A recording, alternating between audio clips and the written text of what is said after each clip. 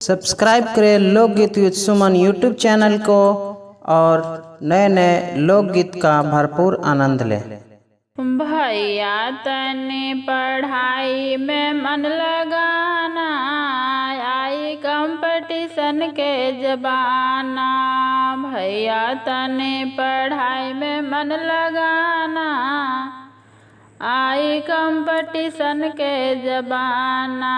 पापा के मेहनत के पैसा गर्लफ्रेंड में नहीं उड़ाना, आइल कंपटीशन के जमाना।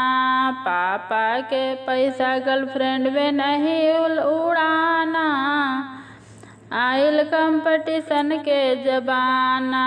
भैया तने पढ़ाई में मन लगाना, आई कंपटीशन के जमाना।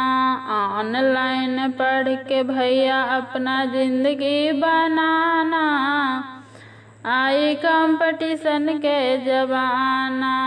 ऑनलाइन पढ़ के भैया अपना जिंदगी बनाना, आइल कंपटीशन के जमाना।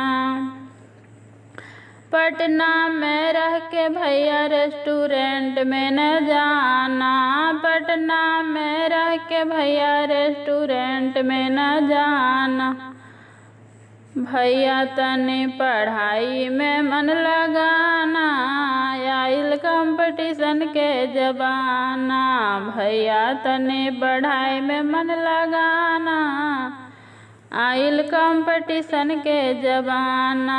शराब को भैया हाथ न लगाना, आइल कंपटीशन के जमाना। भैया तने पढ़ाई में मन लगाना, आइल कंपटीशन के जमाना। पापा के पैसा बेकार में न उड़ाना, आइल कंपटीशन के जमाना। भैया तने पढ़ाई में मन लगाना, आइल कंपटीशन के जमाना। खान सर के नोट्स रटे जाना, आइल कंपटीशन के जमाना। खान सर के नोट्स रटे जाना, आइल कंपटीशन के जमाना।